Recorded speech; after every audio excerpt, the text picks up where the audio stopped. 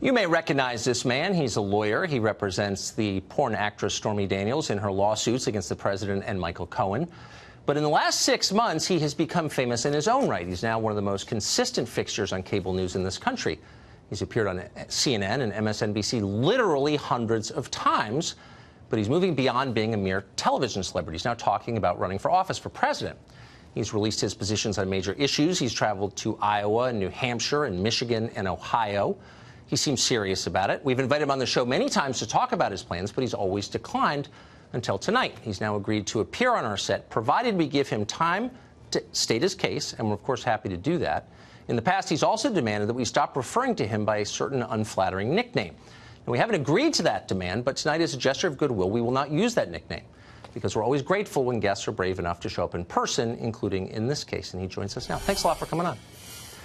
So, I mean, we could sit and hurl insults at each other for the segment. Already done that. I've certainly insulted you. You've insulted me. But you seem smart. So let me take you seriously as someone who wants to be involved in the public conversation and ask you about things that you have said on questions of policy to flesh them out a little bit. So this is you at a rally in July. I think it was the day after the president spoke with Vladimir Putin in Helsinki. And you were addressing a rally. And here's what you said. Watch. What Vladimir Putin and Russia did to this country in connection with the 2016 election is no different than if they had placed 100,000 troops on our border. This was an invasion. It was an electronic invasion. It used hackers and tweeters to elect this president. So if Russia had 100,000 troops on our border, I mean, that would be an act of war, a profound provocation. What would be the rational response to that if you really felt the threat was that profound? If you were president, how would you respond to that? Well, Tucker, I understood that I was coming on your show tonight to talk about the case involving my client. Well, I didn't tell you that, and I'm happy to talk about the case. But I just played you a clip. Tucker, you got to stop. Tucker, you got to stop interrupting me, okay? Because one of the conditions of me coming on tonight was that you were not going to do what you do routinely to guests, which is talk over them and interrupt them. So just let me finish with my answer, okay? Let me finish with my answer. I said I'd give you a fair interview. I actually don't have an interest in squabbling with you at all or name calling. I've done a lot of that to you, and you've done it to me. No, but not to my face. I could, but what's the point? I want to take you seriously. I'm serious. Okay. So I just played a clip of what you said at a rally. You're traveling to states because you want to influence policy direction. Correct. I don't think it's unfair to ask you about something that you said. What's the question? And the question, let me restate it, is you said that Russia has done something that is equivalent to putting 100,000 troops on our border. That's an act of war. Correct. And I wonder two things. One, what you would do as president if that happened under your watch. And two, what do you think Russia thinks watching public figures like you say that we're at war with Russia? What effect do you think that has? Well, first of all, there's no question that Russia interfered with the 2016 election in a very serious way.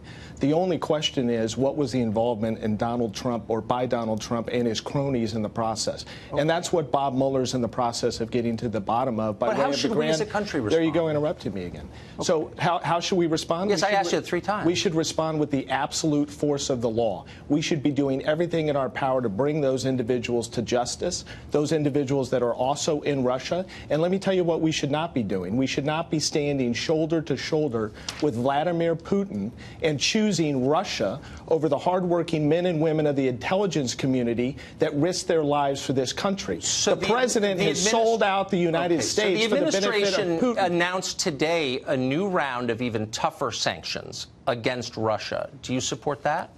I think it's a start, but I don't think it's what would be the end? I don't think it's a step in the right direction. I don't think the president has shown any leadership relating sanctions to Vladimir. Are not a step in the right direction? No, I said it's a step, but it's not enough. Okay. I believe that President Trump should demand the extradition of each and every individual in Russia that Bob Mueller and others believe were responsible for the election meddling in 2016. Okay, so I think a number of people have been charged. Okay, that's a start. I think that's a but start. What's I mean, if you really believe that it's the same as 100,000, what I'm saying is you're using reckless rhetoric on a subject you don't really understand that increases the temperature between the United States and a nuclear-armed adversary. Is that a responsible thing to do? I think under the circumstances, I stand by my words, and I think for you to lecture... That it's 100,000 troops on the border? I think for you to lecture me about reckless rhetoric is rather ironic, Tucker, in light of some of the reckless rhetoric that you engage in each and every day on this show. Reckless rhetoric. Okay. So you've said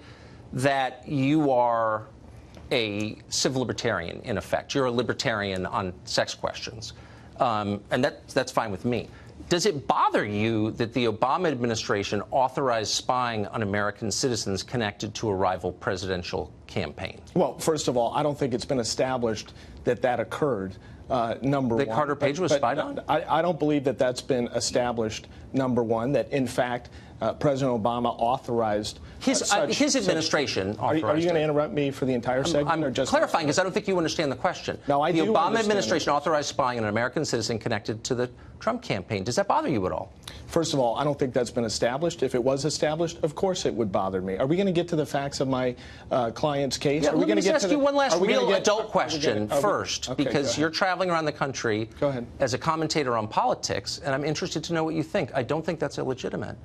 So it has not been established that Carter Page was spied on? Is that what you're saying? How many times are you going to ask me the same question? I've already stated that, in my view, I don't believe that President Obama has been shown to have authorized the spying, quote unquote. The Obama administration. Why dodge the question? Look, you traveled here with policy advisors who've worked on other campaigns to the show tonight. I have no idea. I think you'd be ready for a simple question. I didn't travel here with policy advisors. Can I ask you? Let me ask you a question. No, I don't think. Why don't you get a TV show and then you can ask me a question? I've asked you a simple question and you're not answering. Why is it that you don't call Donald Trump the creepy porn president? He's the one that had sex with a 4-month-old son at home with my client without a condom. Okay, but you don't want to acknowledge that. Hold on. You don't want to acknowledge that. Acknowledge it. Okay. Do you believe that he had sex with my client? Yes, I do. I've said that on the air multiple times. So he's lied repeatedly to the American people, and you're okay with that. You think it's okay if the president lies to the American people? Settle down. Let me finish my question to you.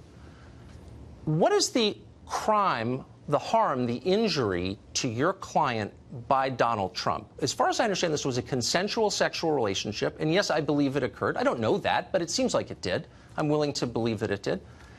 But it seemed consensual, and then she was paid at the end of it. And yet you...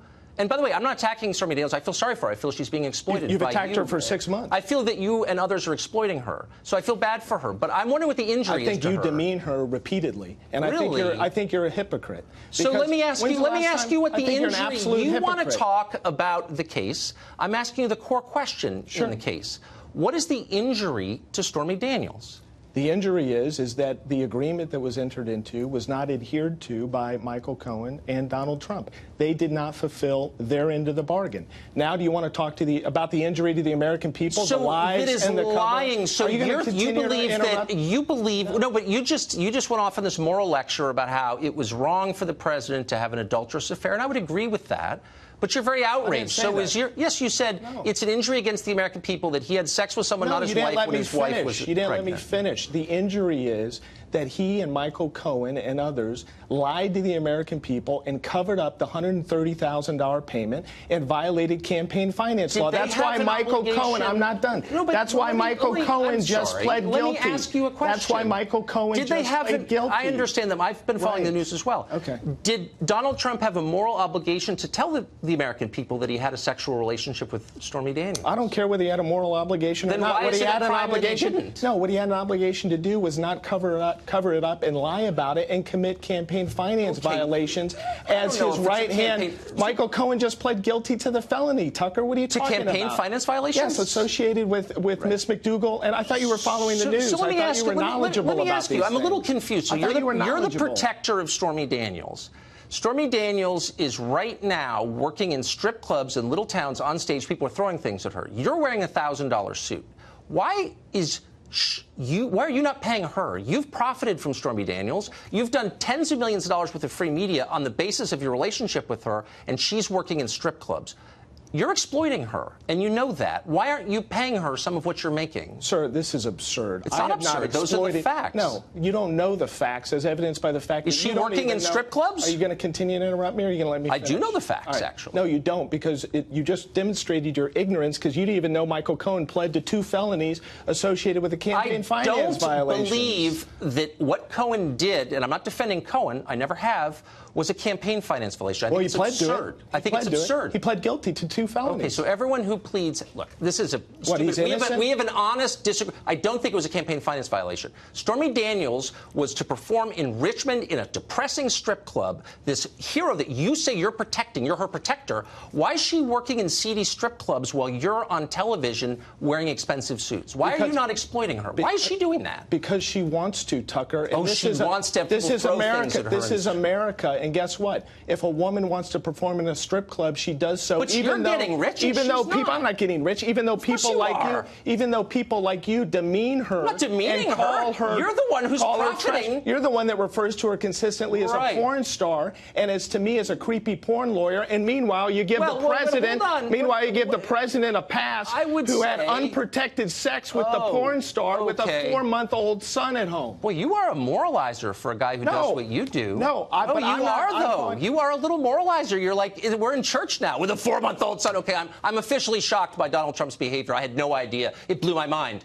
But answer my question. Why are you rich and your client is working in seedy strip clubs? Sir, do you have any idea how much money I've earned for You're this on case? every cable show. You're running for president now. You have no idea. Well, I know that you haven't paid your taxes because you've got over $1 million worth of ridiculous. You don't even know your facts. It's not true that you don't even know over $1 million. You don't even know your facts, Tucker. Look, I'm just saying, why is she still? How do you have a show and you're this ignorant? How is that Here's possible? what I know for a fact is that your client is not thriving. And for you to look at me in the eye and say she wants to perform in strip clubs with people throwing stuff at her is insulting to her. People don't do that unless they have no choice, or she just likes it. Is that what you're saying? Tucker, now you're the defender of my client. You don't know anything about pathetic. You're exploiting her. You don't know anything about my client. Exploiting my client. I know that she's working in a strip club in Richmond. You gotta let me finish. Can I finish? Please do. All right.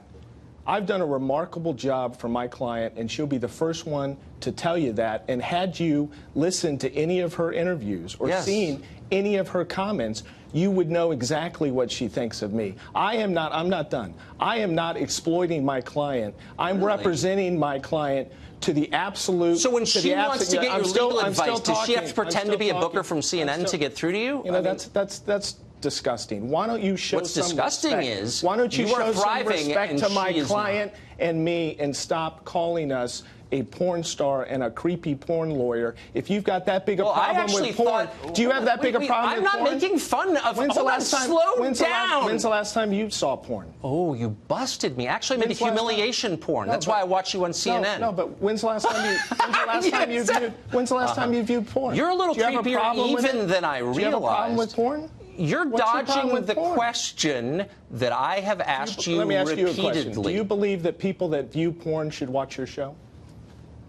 I'm not even sure what that question means, but I will say this sincerely, that I have never attacked Stormy Daniels. Yes, you have, repeatedly. I think you are exploiting her, as I've said 5 times, and you haven't answered the question, which is, why is it that her life has stalled and your life has, you're planning a new career as a politician, and like so many lawyers, you are taking advantage of her. And you pose as a feminist hero because you are shameless and the other channels let you get away with it. But you're an exploiter of a woman, and you should be ashamed of it. And you're a, that is and my, you're, and that is... No, are you going to let me finish? Let me respond? We're out of time, and I gave you more time than I promised you. You're a hypocrite, and you don't know what you're talking about. But it is nice to see you. Yet again.